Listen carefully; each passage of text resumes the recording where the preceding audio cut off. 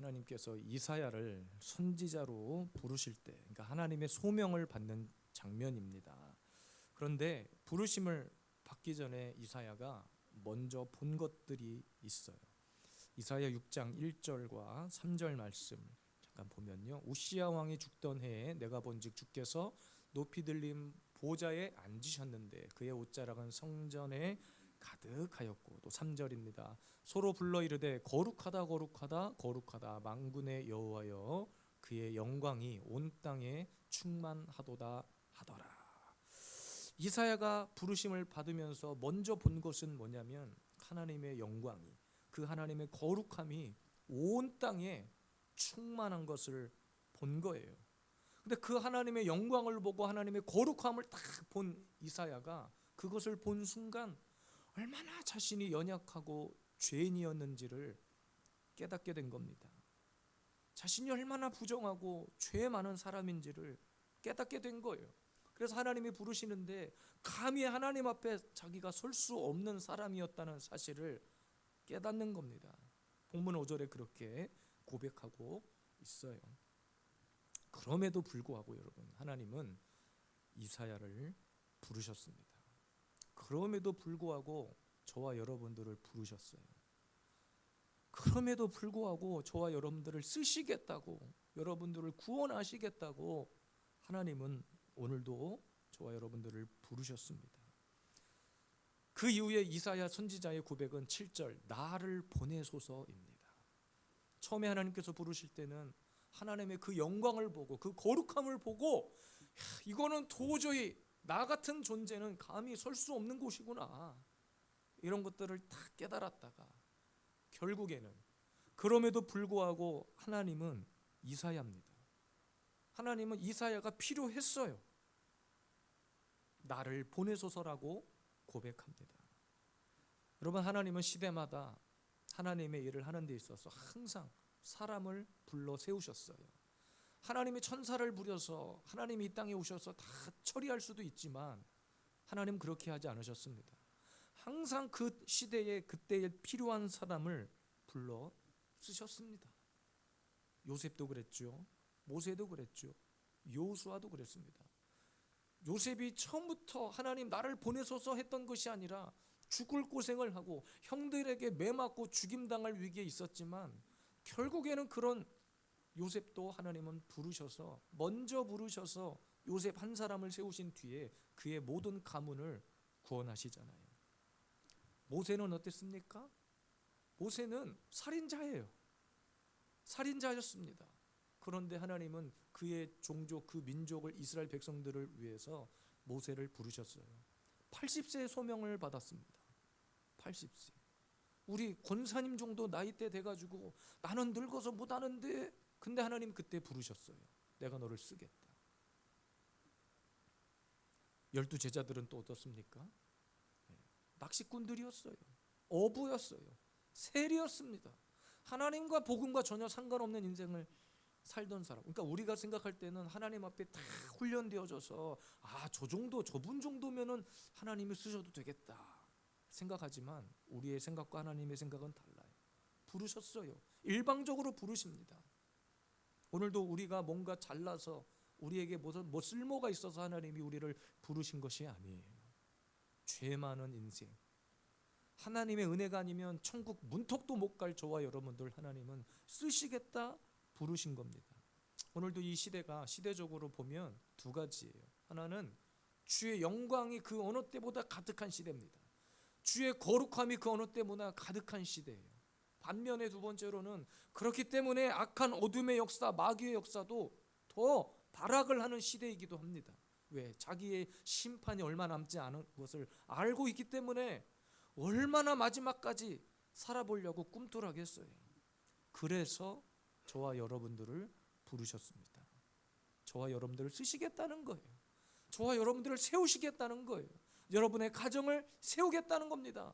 여러분 인생 한 분 한 분의 인생을 주님께서 책임지시고 쓰시겠다는 거예요. 오늘도 영적 전쟁이 선포된 이 시대에 나가서 싸울 영적 용사로 하나님이 우리를 쓰시겠다 할 때 우리 아멘하고 한번 달려가 보십시다. 마지막 시대, 주님 오실 날이 얼마 남지 않은 이 시대에 그냥 집에서 편안하게 누워서 쉬는 것이 아니라 끝까지 우리의 사명을 향해 싸울 때 싸우고 나갈 때 나가서 사명 감당할 수 있는 우리 모두가 되기를 주의 이름으로 축복합니다. 하나님께서 사람을 세우실 때, 이사야를 부르실 때 먼저 하신 일, 그리고 나를 보내소서라고 하는 고백을 할 수 있었던 이유, 첫 번째는 입술의 악을 제하셨다, 이렇게 기록합니다. 7절 말씀을 우리 다 같이 한번 더 읽겠습니다. 그것을 내 입술에 대며 이르되 보라, 이것이 내 입에 닿았으니 내 악이 제하여졌고 내 죄가 사하여 졌느니라 하더라. 무엇을 입에 댄 겁니까? 본문 6절에 보니까 그때에 그 스랍 중에 하나가 부젓가락으로 제단에서 집은 바 핀 숯을 손에 가지고 내게로 날아와서 그랬습니다. 여기서 스랍은 어떤 초자연적인 모습을 가지고 등장하는 어떤 천사의 모습 중에 하나입니다. 마치 뭔가 불을 입에 머금고 있는 모습을 연상시키고 있어요. 그런데 이사야가 부르심을 받았을 때 5절에 뭐라고 고백했냐면 자기 입술이 부정하다라고 먼저 고백을 한 거예요. 그런데 그렇게 고백한 이후에 그 스랍 중 하나가 그 핀 숯을 가다가 뭘 폈다는 거예요. 숯을 불에 달궜다는 거예요. 그것을 가지고 와가지고 입에 댄 겁니다. 그리고 입에 딱 대는 순간 하나님께서 뭐라고 말씀하셨냐면 너 입술의 악이 이제는 제하여졌다. 입술의 악이 제거되고 너의 죄가 사하여졌다 말한 거예요. 여러분, 불이라고 하는 것은 성경에 태워버리는 거죠. 태워서 정화시킨다고 하는 의미가 있습니다. 그러니까 하나님은 이사야를 부르시면서 먼저 뭘 하셨냐면 입을 깨끗게 하신 거예요. 입을 깨끗게 정하게 하신 거예요. 입 안에 그 악을 제거하신 겁니다. 즉 선지자로서의 사명을 감당하기 위해서 죄책감에서 벗어나게 하신 거예요. 이사야는 부르심을 받으면서 참 겸손한 고백을 한 거죠. 하나님, 저는 부족해요. 저는 연약해요. 저는 아직도 입술이 부정한 사람이에요. 하나님이 그런 줄 아셨어요. 아셨기 때문에 먼저 부르시면서 그 입술의 제약을 제하신 겁니다. 왜? 사명자는, 하나님께서 부르신 선지자는 뭐 해야 되기 때문에, 그의 입술로 하나님의 말씀을 담대히 선포해야 하기 때문에 선지자에게 필요한 것은 담대함이에요. 그 말씀 선포의 권능입니다.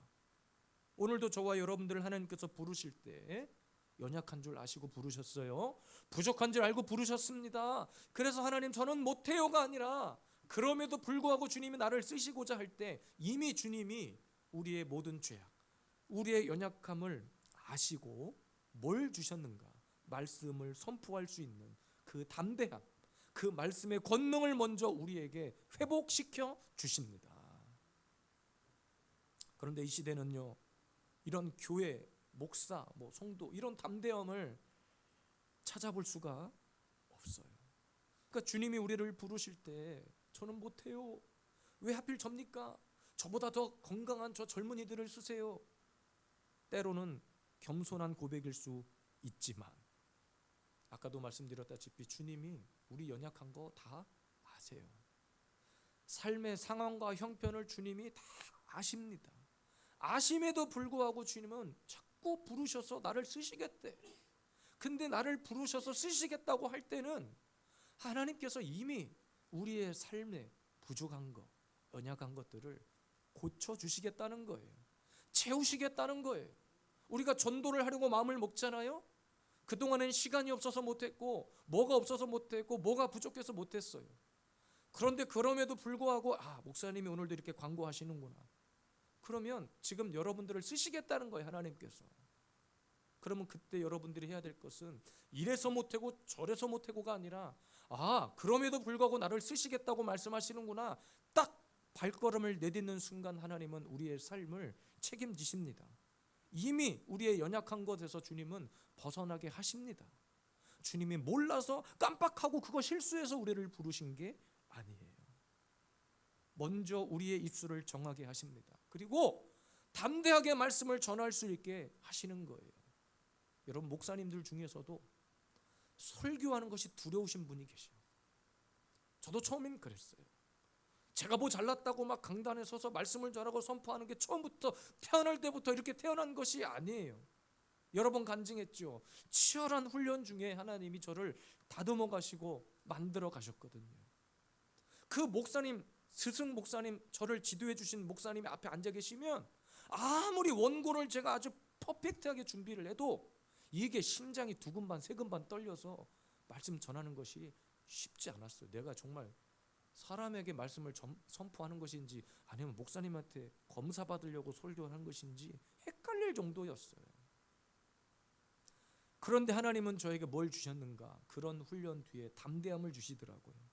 어디에 서든지 하나님의 말씀을 전할 수 있는, 하나님 우리 나약한 거 다 아신다니까요. 무엇이 부족한지 주님이 다 알게 하십니다.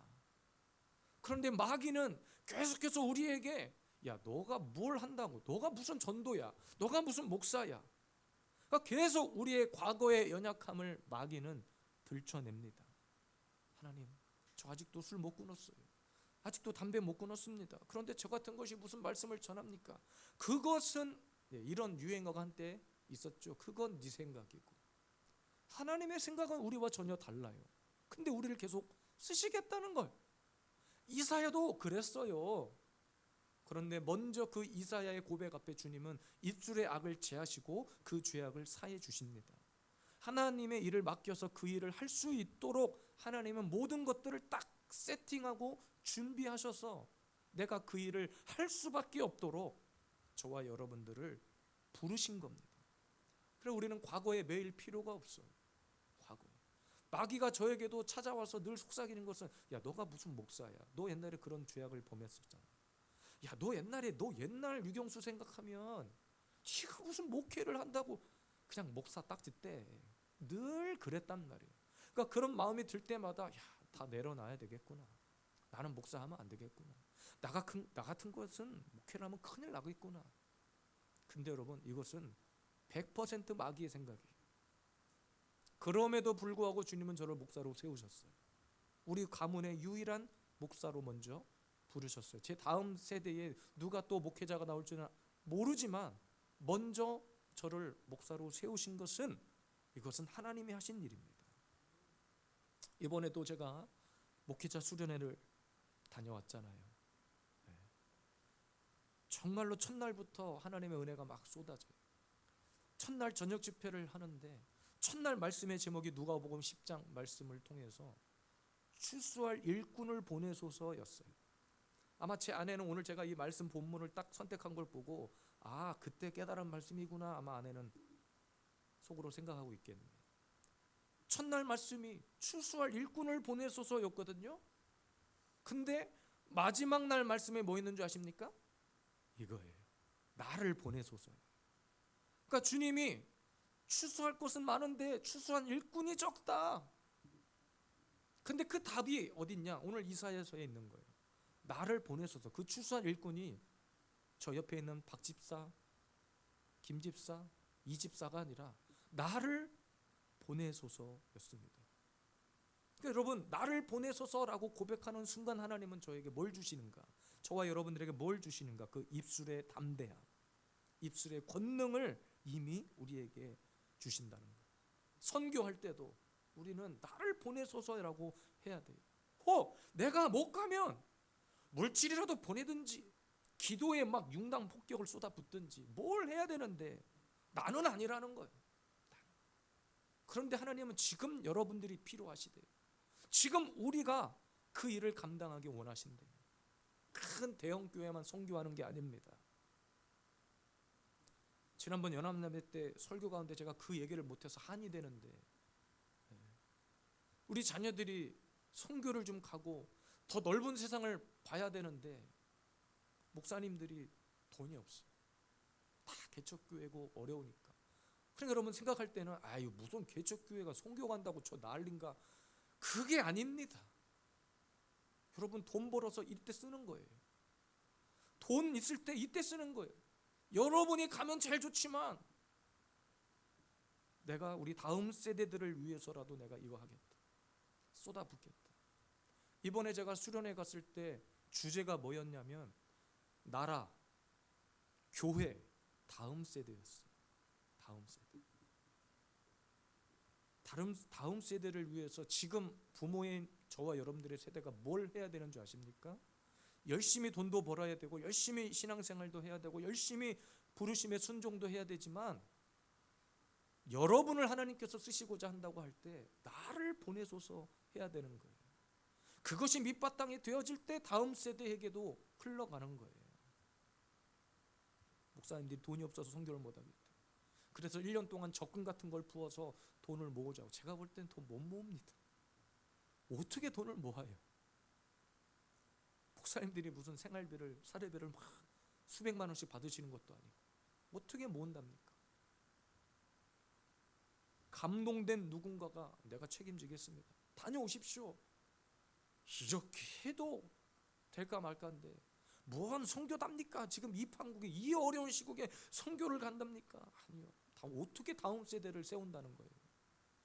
보고 듣고 밟아봐야 하나님께서 주시는 소명이 무엇인지를 깨달을 거 아닙니까? 그래서 저는 목회하면서 반드시 여러분들을 꼭 선교지에는 한 번은 데리고 가겠다고 그랬습니다. 저는 사실 그 시기를 내년으로 마음속에 생각하고 있었어요. 그래서 목사님들과 나눈 거예요. 근데 돈이 없어서 못 가겠다. 아니요. 하나님이 허락하신 시즌은 내년이에요. 내년이 맞아요. 어떻게 될지 모르겠지만. 그러니까 여러분, 나를 보내소서 해야 되는데 나 말고 쟤를 보내소서 하니까 자꾸 엉뚱한 것이 보이는 거예요. 나 말고 쟤요. 저는 조금 쉴 테니까 저 김 집사님이. 그러니까 여러분, 비진리가 난무하는 이 시대에 아무것도 못하고 교회가 잠자고 있는 거예요. 하나님께서 저와 여러분들을 쓰시기 위해서 입술의 악을 제하셨고 우리의 죄를 사하셨고 여러분의 기도를 들으셔서 그래 알겠어, 너의 필요한 거 내가 채워줄게, 고쳐줄게, 내가 만들어줄게, 이미 다 그렇게 하신 거예요. 그리고 나서 원하시는 고백은 나를 보내소서. 나를 보내소서. 누가복음 19장 40절입니다.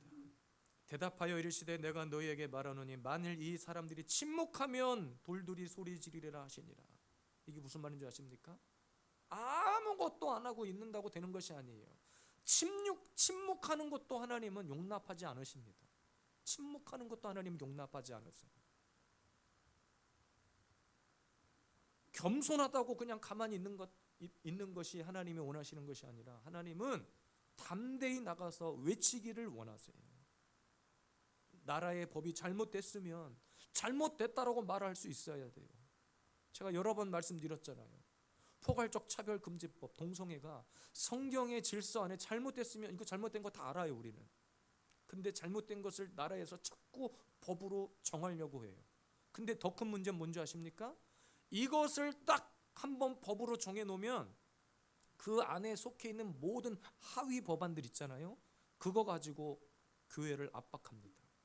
저처럼 그것이 잘못됐습니다라고 말하면 고발이 당해요.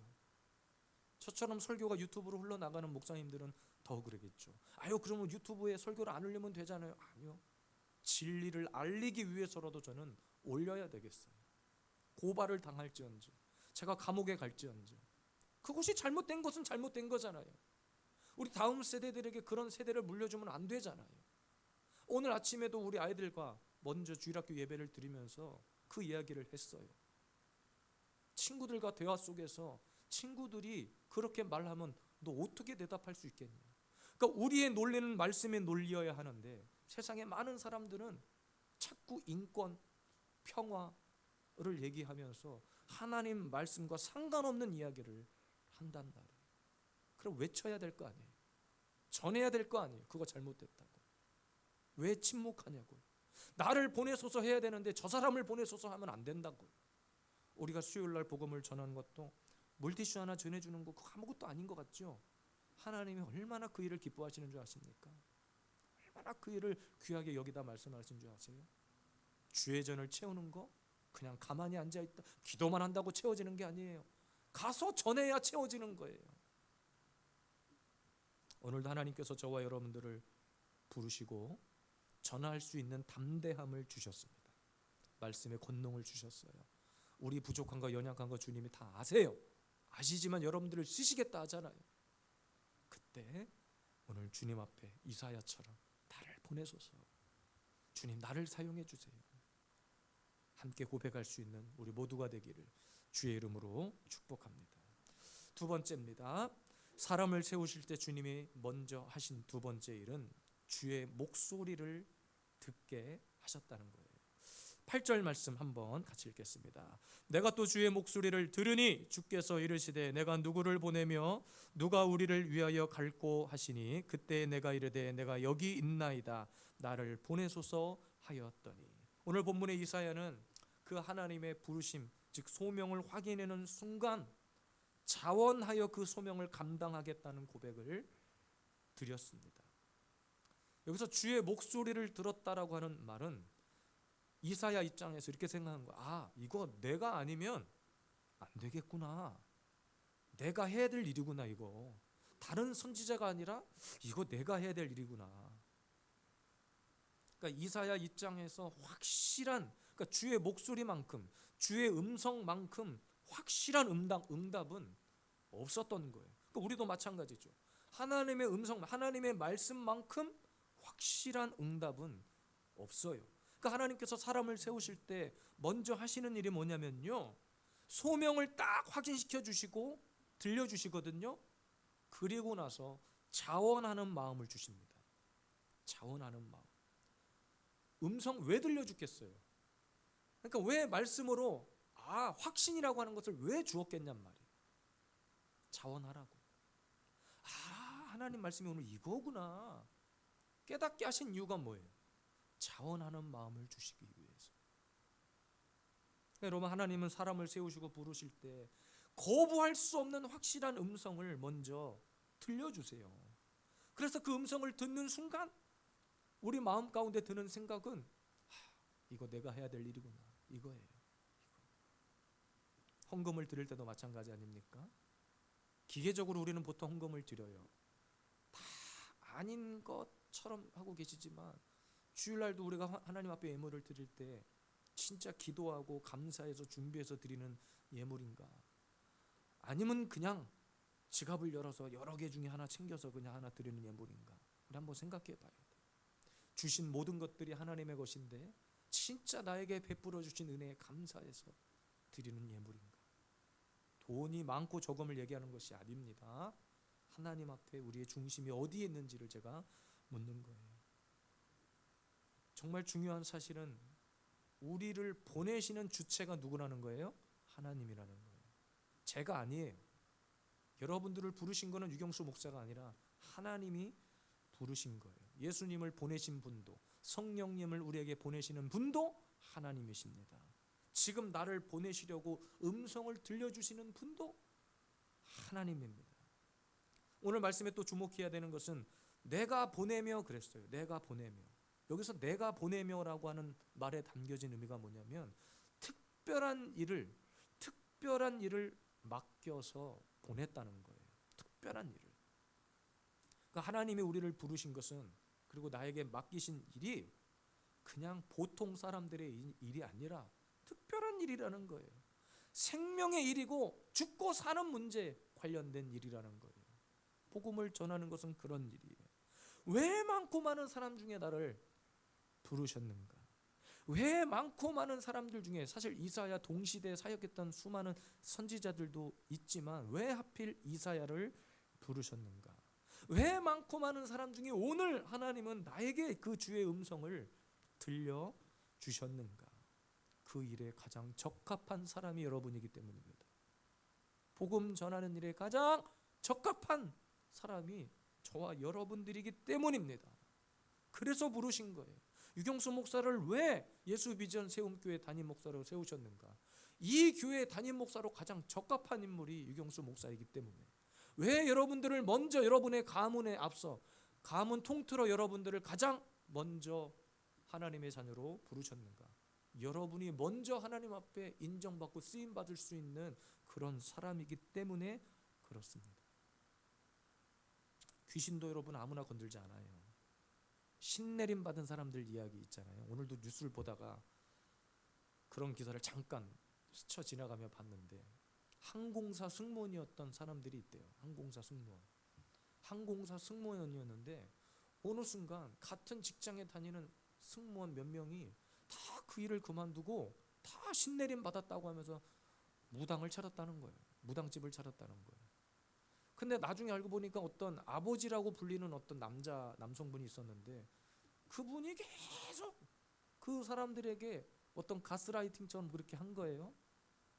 그러다 보니까 그 멀쩡한 항공 승무원 직장을 때려치고 무당이 되는 거예요. 근데 여러분, 이 신내림 받는 사람들의 이야기를 딱 들어보면요, 견디지 못할 만큼 자꾸 누군가가 찾아와가지고 자기한테 뭔 얘기를 자꾸 들려준다는 거예요. 뭘 자꾸 보여준다는 거예요. 그 유명한 연예인들 있잖아요. 드라마 막 사극에서 열심히 나왔던 어떤 남자 배우도 어느 날 보니까 무당이 되어 있어. 몇 년 전에 죽은 할아버지가 찾아와가지고 자꾸 자기를 부른다는 거야. 견딜 수 없는 다 마귀의 장난질이죠. 다 이 귀신 장난짓거리들입니다. 찾아와서 자꾸 들려준다는 거. 그러니까 그런 사람들도 그 귀신의 음성을 듣고 그 일을 하는 거예요. 아, 내가 신내림을 받아야 되는구나. 그러니까 신내림을 받았더니 자꾸 이제 몸에 아픈 것도 사라지고 막 이랬다는 거예요. 얼마나 듣기에 솔깃해요. 신내림을 받아버리니까 막 몇십 년 동안 앓고 있었던 질병이 떠나가니까 그 사람 입장에서는 아, 진작 받을 걸 뭐 이렇게 생각할 거 아니에요. 근데 여러분, 하나님도 진작에 여러분들을 부르신 거예요. 사실은 하나님이 먼저 마귀보다 앞서서 여러분들을 택하여 부르셨는데, 우리는 그 음성을 자꾸 무시하고 안 들으려고 하니까. 성도라고 하는 것은 다 주의 음성을 듣는 사람들이에요. 강단에 있는 목사의 설교를 통해서 듣기도 하고, 기도를 통해서 듣기도 하고, 말씀 묵상을 통해서 듣기도 하고, 다 음성을 들어요. 그러면 듣고 뭐 해야 돼요? 들려진 대로 순종해야지. 오늘도 하나님께서 여러분들에게 계속해서 음성을 들려주고 계시는 거예요. 계속 말씀하고 계시는 거예요. 우리가 그 일에 부족하지만 하나님은 부족한 가운데서도 쓰시겠다. 저와 여러분들 안에 이런 자원하는 마음이 오늘도 가득하기를 원해요. 아, 주님, 저는 이러이러한 사람이었습니다. 과거에 이러이러한 사람이었는데 그럼에도 불구하고 주님이 쓰시겠다 하니 내가 순종합니다. 여러분, 사도 바울 어떤 사람이었어요? 예수 믿는 사람 잡아다가 감옥에 넣는 사람 아니었나요? 그런데 하나님의 음성 확실하게 듣고 나니까 그의 인생을 하나님께서 바꾸어 쓰시잖아요. 음성을 듣는 순간 저와 여러분들에게 필요한 자세는 자원하는 마음. 하나님, 내가 여기 있습니다. 나를 써주세요.